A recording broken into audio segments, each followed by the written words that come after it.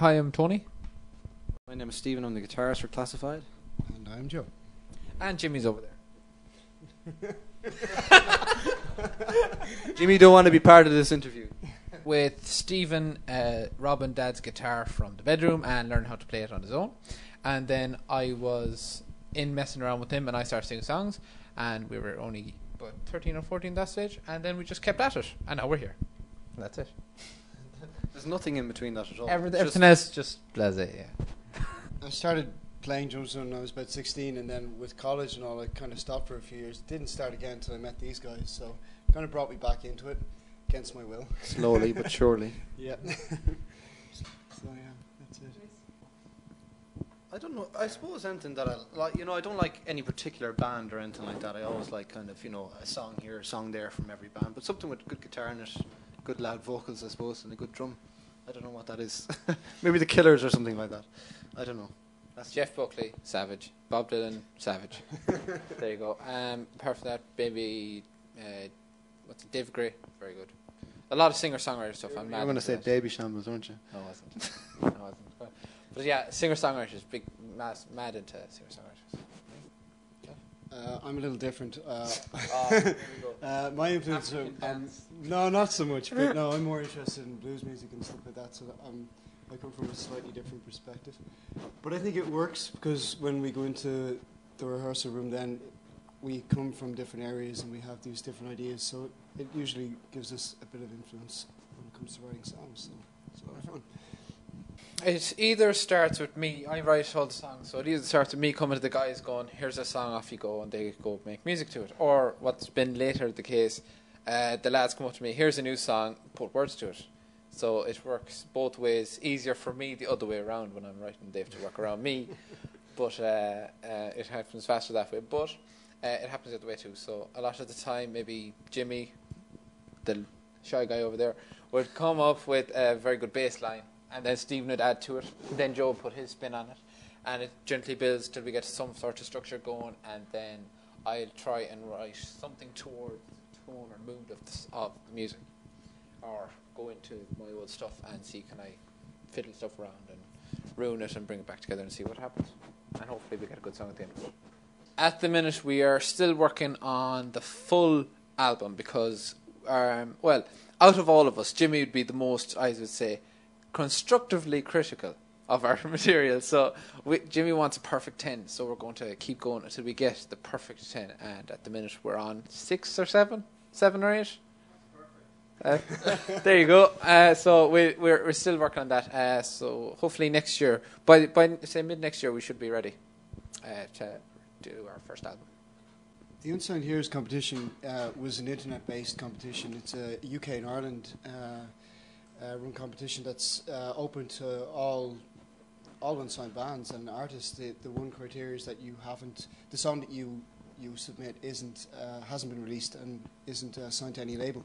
So we entered a song called Someone Like Me, and that song managed to get into the last 11.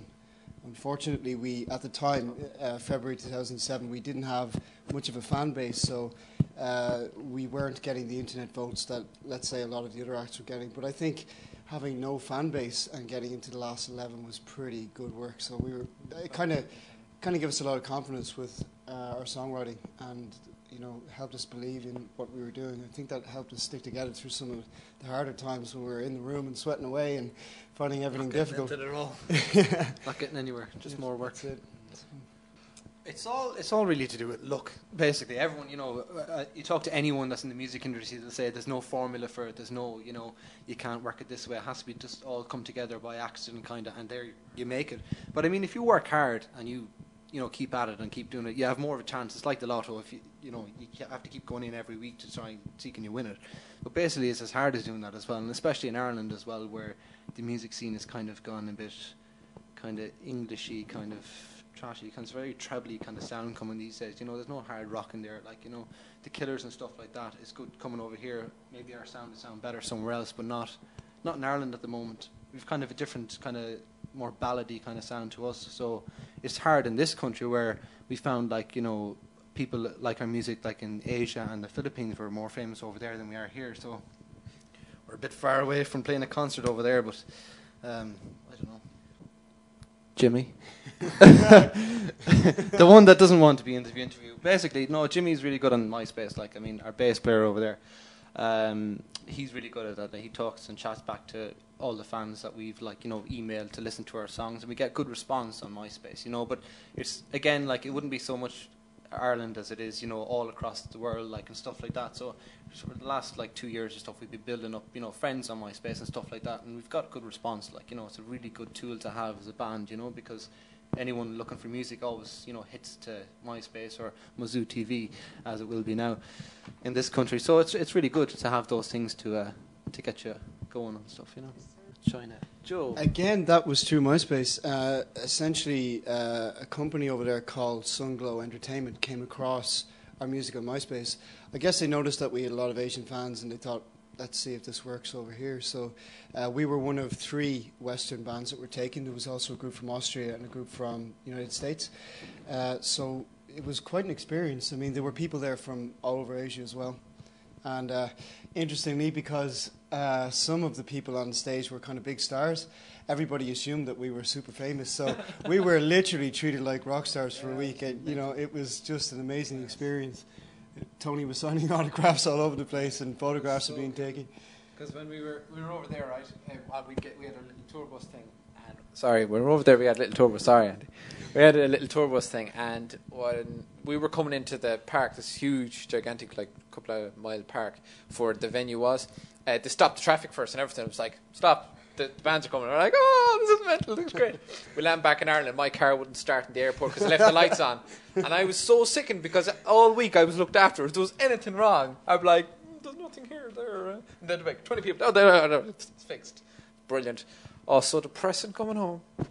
But it was fantastic while we were there. So that was great, yeah. Yeah, that was one good thing about going to China, and then you have to come back and you're back recording in your bedroom again.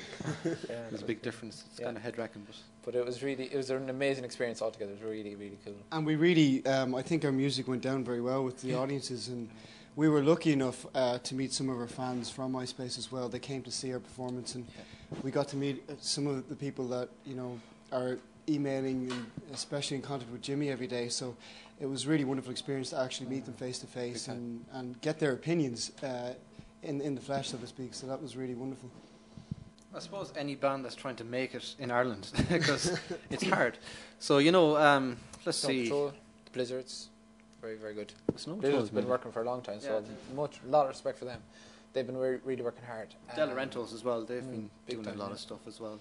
But there's some quieter bands that haven't been as big as that yet. There's a band here in Dublin called Blueprint that we really respect, and also back in Galway, the County Tree are making a lot of headlines there. So I think, truth be known, as Stephen said, any band that's struggling to make it and are just working hard gets our respect. And, you know, using all the tools like MySpace, like MUZUTV, that's, you know, it's the way forward. It's the way music is these days. So probably Arcade Fire. You know, they're a really good band. There's a load of them in it, and they're pretty good. So that'd be interesting to support them. See, could we take their fire away from them?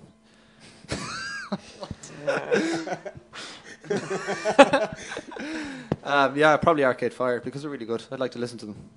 Good. I'd like to support the Killers. I said that'd be amazing, because it'd be amazing to warm up a crowd for them, or even, I don't know, I'd say we get a good response if there was a lot of people there for them, so I think that'd be cool. For me, it would have to be Counting Crows, because I'm just weird like that. But I think they're a great live band, and I think it'd be an honour to support them, because they're Blues Brothers. Lots of fun. Yeah, the Blues Brothers. That'd be even better. Good, yeah. Well, I think, as Tony said already, we're working on getting our set together and making a really good, strong live act, but also in getting good album sounds. So between now and the end of 2009, we'd hope to be in a position to record an album, to have those songs in place.